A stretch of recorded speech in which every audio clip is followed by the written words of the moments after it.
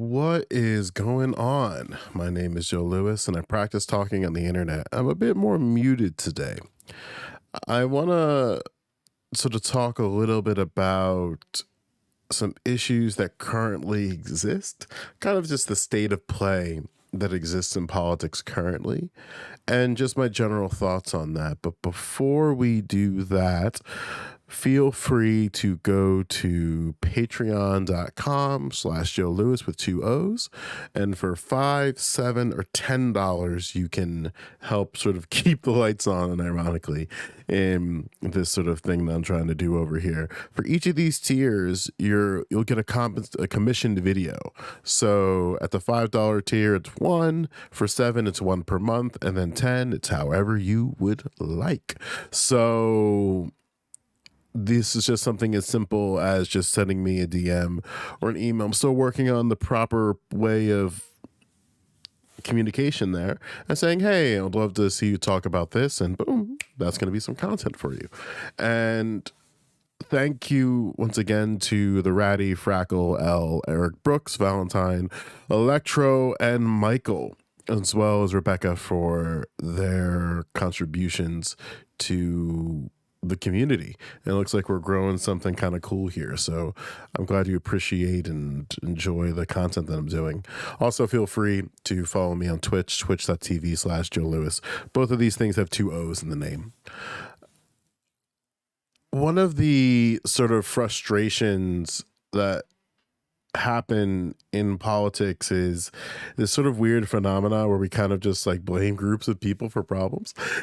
And some other creators made some content around this, around the idea of like the progressive curse and what we ought to do with progressive politics and stuff. But I think it's important to recognize and understand that until you make marginalized communities full participants in America, our vulnerabilities are going to be used against us and against progressivism broadly. And what that tends to sort of like rear its head is when we're talking about things like reparations or targeted redress. For example, and again, I'm not going to get like too deep in the weeds here, but American descendants of slaves had their wealth extracted to them in a bunch of different ways, discriminated against them in a bunch of different ways. And that the result of those things, and not excluding like along with all these other things, leads to them not having assets or wealth. So they're put into this state of generational poverty. And this generational poverty is still ongoing. And the lineage of being of this group is a real thing. But when it comes to going to the injustice claim, you'll have people, well-intentioned people, be in full agreement that the injustice claim is real and the injustice claim is something that we ought to redress. But then when it finally comes to the redress, you'll have well-intentioned liberals, well-intentioned Democrats, and even well-intentioned people who think themselves to be progressive say things like, well, it's going to alienate white people, and well, what do we do about white people, and talking about other groups of individuals that have nothing to necessarily do about the redress of the injustice claim. And conservatives, like lowercase c conservatives, will take advantage of that, because then they will start falling into the weaponization of the lineage argument of, well, like my daddy's daddy wasn't a slave owner, so why is he responsible for the mistakes of people that aren't even alive, or different variations of that thing. And because marginalized groups don't have political power and we don't have assets, we can't clarify what the fight actually is. So we're beholden to those who are in positions of power to clarify the fight and fight for us. The problem here is that they don't really fight in a substantive manner. because there's like all these other sort of interests that are in play. But the thing is that we got to understand about targeted redress of communities that were hurt. We've done this multiple times. And if we look to, there was a Vox article about this directly, where 6 times victims were received reparations, including 4 in the United States. This is back in 2014 of May. And the ones that they lay out are the Holocaust, apartheid, Japanese internment, forced sterilization, as a result of Buck v. Bell, the Tuskegee experiment, and Rosewood. And those are just 6 of the many that you can pull towards as examples. 2 other ones that I included in this little blurb is from the time where diplomatic immunity was a motherfucker. And this is from The Guardian. Americans in Iran hostage crisis to receive compensation. 36 years later, lawmakers include payment provision of up to 4.4 million each, or 10,000 for each of the 444 days the 53 Americans were held in latest omnibus spending bill. So within that spending bill, we're not to get too deep into this, but the TLDR is that there are 43, as the article states, the 53 Americans taken hostage in Iran in 1979 will finally get financial compensation that had eluded them for decades after U.S. lawmakers included a payment provision in sweeping spending legislation. The men and women were taken hostage by militant Iranian student groups at the U.S. Embassy, and who spent 444 days in captivity will be given restitution of up to 4.4 million each, or 10,000 for each day they were held. That's huge. And you're not going to hear people say like, well, this is going to alienate all the other Americans who were victims in other ways. And it's like, well, that's fantastic. Like, no one is denying that people experience injustice, but in this particular injustice, giving other people sort of like treats is not kind of the way to go about it. And if you want to like sort of pull it up a little bit in terms of like how spending bills go, maybe it's possible that this only existed because of putting it in a already existing piece of legislation. So this sort of payment provision exists as giving other people treats. Like, that's one way you could definitely look at it for sure. And every state has a crime victim compensation. And what is victim compensation? Victim compensation is a direct financial reimbursement to a victim for an expense that resulted from a crime, such as medical expenses or lost wages. And each state has a crime victim compensation program that allocates funds to survivors of sexual assault and other violent crimes. And like, what types of expenses are covered? The federal law requires that all state compensation programs cover the following crime-related costs: lost wages or loss of support, medical costs, and mental health counseling. That's a huge thing for victims of violence in the United States.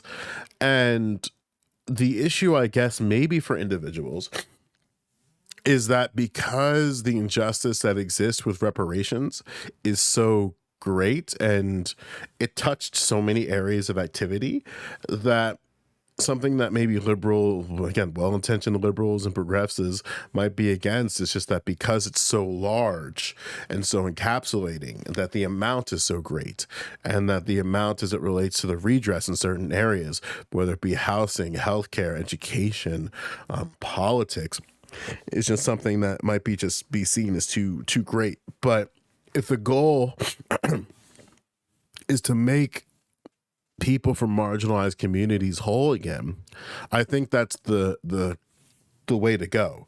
And marginalized communities are going to have problems in the context that they find themselves in. And I think we just have to recognize that we need people in positions of power who are open and willing to fight that fight and be able to advocate not only for people as a matter of being seen, but advocate for people as a matter of public policy and changes. Because at this current rate, especially in a lot of modern movements, there is this sort of proclivity to disregard marginalized communities. And they get disregarded in really weird ways that's going to look different in the context you find yourself in. So I guess the field of play currently is that until we have people in positions of power who not only recognize marginalized communities, but make an active and conscious effort in trying to make those communities whole again, we're always going to have this problem where progressive politics are never going to go anywhere. So I think it's up to the Democrats that are currently in power, and really just politicians currently in power, alongside I just lost my train of thought, alongside progressives that have power to, and even though it's a very few number of people, to actually fight and advocate for legislation and change and redress for these communities without having to appeal to communities that aren't involved in it. We're gonna have to like sort of like walk and chew gum at the same time. Every sort of marginalized community is gonna have different issues that are contextual based on where they are, where you find them. And I think it's just something we gotta do. And maybe I'll make a video talking about like the issue that comes with like placeholder politics, and just by virtue of someone being a Democrat, that's not enough for us. I think that's not enough for us to vote for them. I think we need to withhold our vote against Democrats who aren't for progressive politics, and want either just like some classic liberal or neoliberal way of going about things, because they're a problem.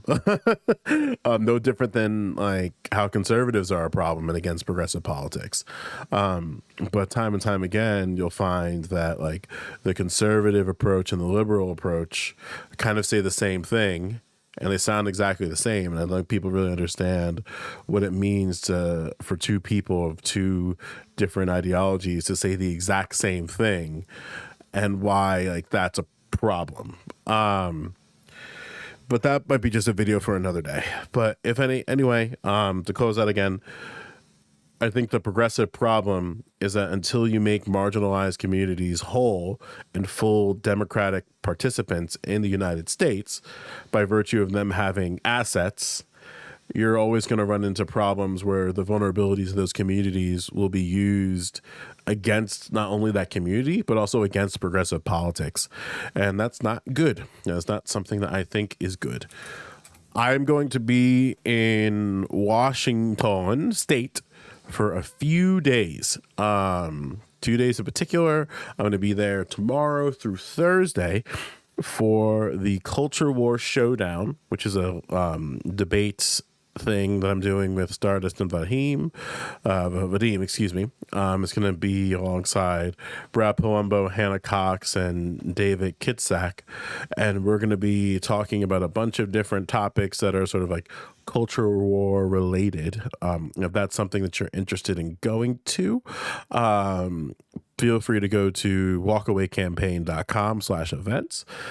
We had a war room the other day with Stardust and Vadim, and I'm really excited about like sort of like where we're going to come from this. We all have very different perspectives about these problems. And we're not all the left that we advocate for individually is very, very different. So it's going to be kind of interesting to see how we can sort of hive mind through this.